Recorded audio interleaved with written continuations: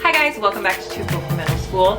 It is summertime. We are off. It's amazing. I'm going back very soon. I have about a week left of my break, but as you all know, if you are also teachers, we don't really take the summer off entirely. We're always going to like training or conferences or professional development or whatever. So there's always more to learn during the summertime. I teach 6th grade history, which in California is ancient world history. So there's so much to know. I'm always trying to increase my content knowledge, and then I also teach 8th grade English, and so I'm trying to like stay up with my young adult literature, stay up with commentary on the canon, and like read about reading strategies and writing strategies and all of that. So there's just constantly more things that I wish I knew about, and honestly, like reading a book is the most convenient way for me to learn. That's the way that I've learned most things in my life. A book is just always going to be the most convenient professional development. It's portable, it's available at any time, you can go back to it whenever you need to, and for me it really helps. Like I have a photographic memory, so it really helps for me to just like see things on a page. I like to write in the margins. I know people have mixed feelings about this, but I tab down some of the sections that I like, things I want to come back to. I don't always have like a sticky note on me, you know, like I want things to just be convenient. So I thought today I would just talk to you about some of the books that I am reading this summer for professional development in some way. They're not all necessarily like teaching books, but they are books that I'm reading to improve my teaching in some way. I'm always surrounded by books when I sit here. Like I have books there. This is my pile. We're gonna talk about, I have some more in my lap, and in front of me actually is a whole other shelf of books. I have another stack in my living room. I have like one in my car at all times, one in my purse, some in my bedroom. So there are probably books that I'm forgetting. I read several at a time, many at a time. I don't know why. That's just, I think I'm a historian, and so when you take history classes, like multiple history classes at a time, you are constantly reading multiple books at a time. So I think I just kind of got in that habit, and I don't really like get things confused because usually the books are not very similar. So some of these I finished, some of them I'm just still working through, so we'll talk about it. Okay, I had just looked down into one of the bags that I brought home from school on the last day, and it had even more books that I meant to read. So a couple of these books are just young adult literature that I wanted to read so that I'm able to reference it, maybe use portions as a mentor text, suggest certain books to certain students. So even though I can't always read every single book on my classroom bookshelf, there are certain ones that I pulled out over the summer and I really wanted to read.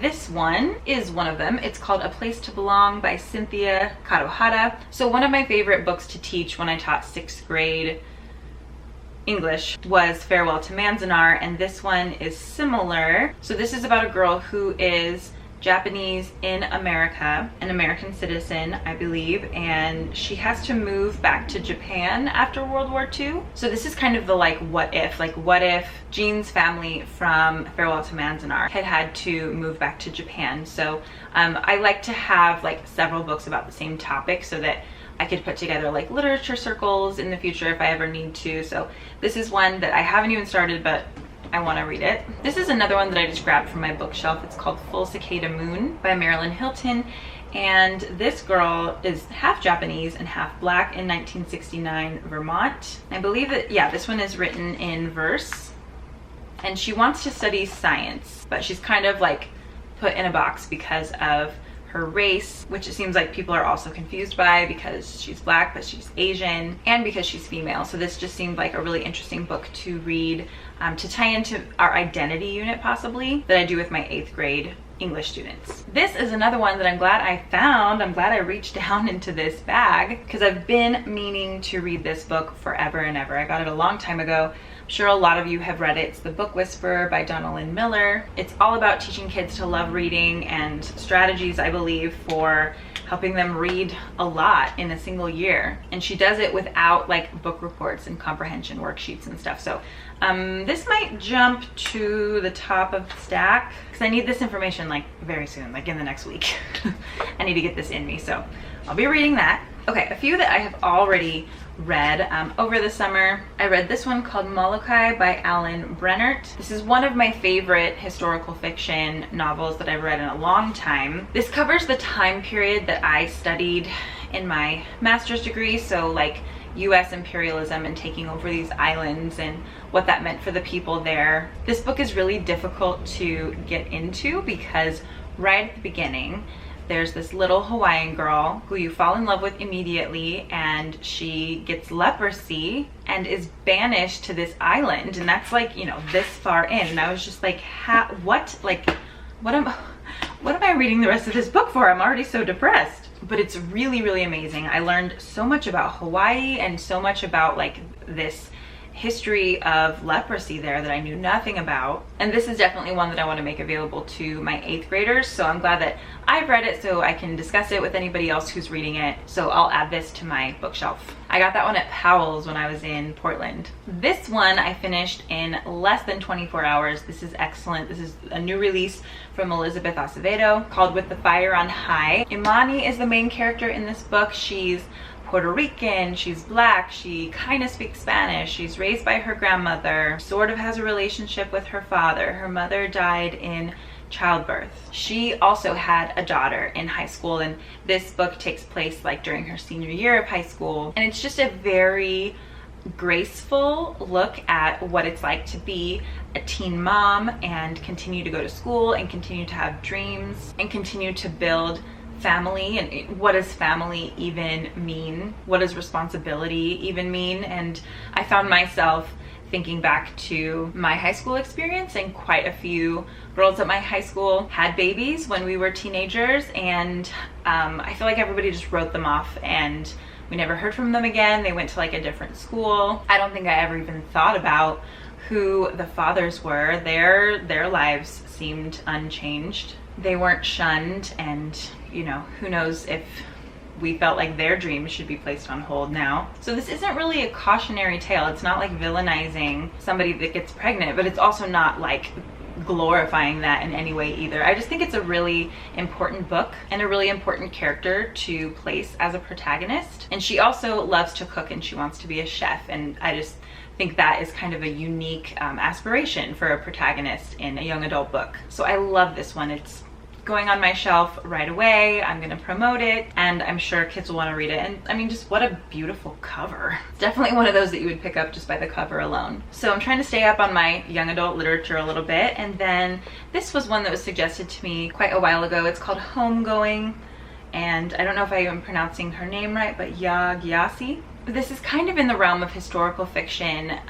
It takes place partially in Africa, on the Gold Coast, among a couple different tribes, and really gets into what was happening in Africa at the time of the transatlantic slave trade. So one character, really several characters, are, we follow them through this situation in Africa, and then another character is taken to the United States and is on a plantation there.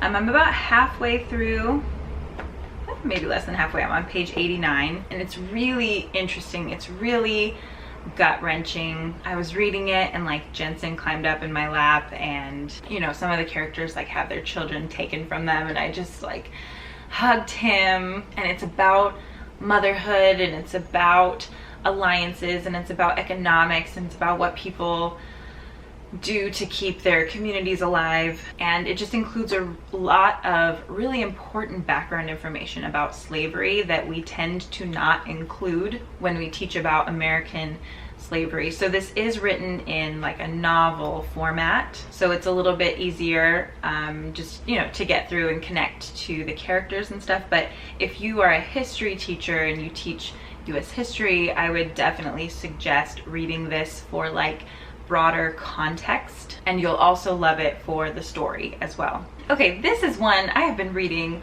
all summer long, and I have like one chapter left that I haven't finished. Oh, and there's my jury duty summons. That's where this was. Good to know. I have been like dealing with this jury duty thing all summer. I kept having to like reschedule, and anyway, it's done with now. But there's the letter that would have helped me the other day. So it looks like I do have 2 short chapters left in this. I need to wrap those up like today, because what am I doing? But this is Lies My Teacher Told Me, and it's the Young Readers edition. So it's a little bit shorter, and at the same time it also expounds upon some of the vocabulary and situations that like a high school student might not be familiar with. So it makes it a little bit easier to read. It gets less into like the setup of textbooks, although it does still talk about that a little bit, but I highly suggest this. We did a little book club on this over on Teachers Connect. So we do have a discussion going over there. I need to post the very last post for the last 2 chapters.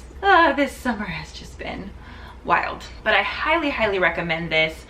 I want to use this to collaborate with the 8th grade history teacher at my school in some way this year. I have the 8th grade English students, well, half of them, I guess. And I really feel like they could, like in groups, like take on 1 chapter at a time and do some kind of report on this. I think it'd be really cool to kind of mix like historical thinking with informational text, and like there's speaking and listening. Like I feel like there's a way that we could work this in. So I just want to make sure I'm super familiar with it so that I can, I don't know, come up with something to do with this, because I think it's really good. And I know a ton of adults who read it in college or like read it, you know, as they were becoming a teacher or whatever, but how great would it be if you had known that information in high school? There's so much that we just like save for when students are older, and why are we doing that? That's what this book is about. So anyway, highly recommend that one.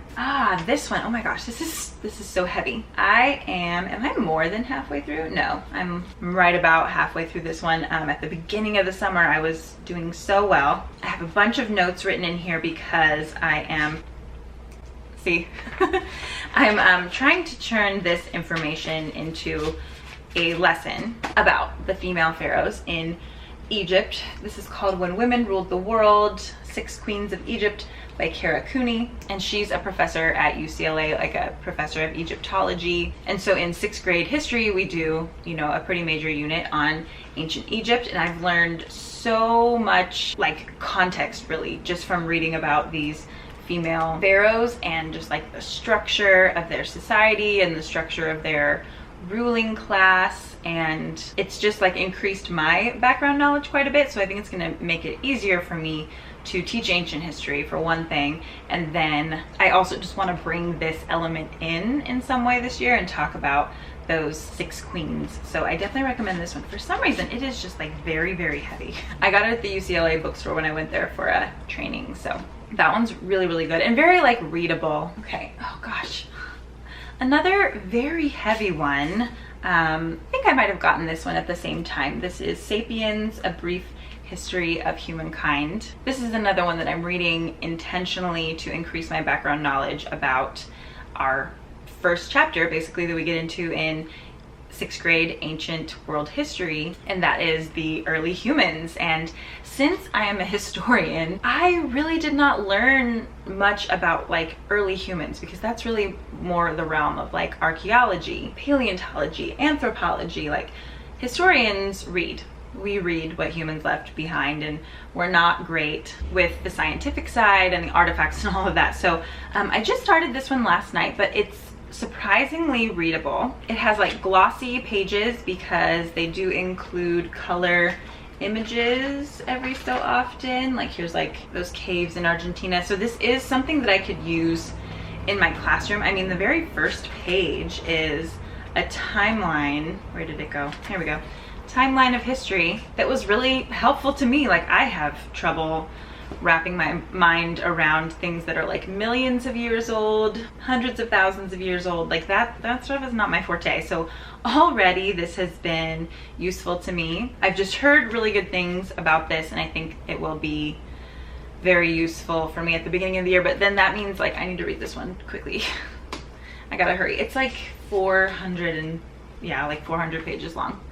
So I better get started. Okay, I have one more to talk about. This one is An Indigenous People's History of the United States by Roxanne Dunbar Ortiz. And if you teach US history, please read this book, or just like many other books about Native American history, Indigenous history. That was like the bulk of my coursework for my graduate courses and even some of my undergraduate courses. I think just like at Cal State Fullerton, they had a lot of Native American history professors, and just we were doing a lot of work in that area at my university, so I had access to a lot of those classes. So that greatly informed the way that I taught US history when I used to teach US history. Now I don't anymore, but I work closely with the 8th grade US history teacher, and I incorporate so much historical context into the English classes that I teach, and we do readings from Indigenous authors, and my students always have a lot of questions, and so I just think that this will be a really interesting book for me. Maybe something that kind of like ties a lot of the books. Like I have a whole section right here. Sometimes if I'm looking for specific information, it's kind of hard to remember which of these like 12 books that it's in. So maybe this will like compile information a little bit better for me, and this will be something I can keep in my classroom. So I just got this one, and I haven't started reading it yet, but I will report back. So that's quite a stack here. I still have a lot of work to do before the school year starts, but that is definitely like a summer tip or a back to school tip for teachers, just to read some books over the summer. Maybe they're specifically about teaching, but maybe they just give you more context, or maybe they just give you something to talk about with students the next year when they come in. So let me know in the comments down below if there's anything that you're reading this summer that you would recommend, and let us know how it's impacting your teaching. Thank you so much for watching, and I will see you in my next video. Bye.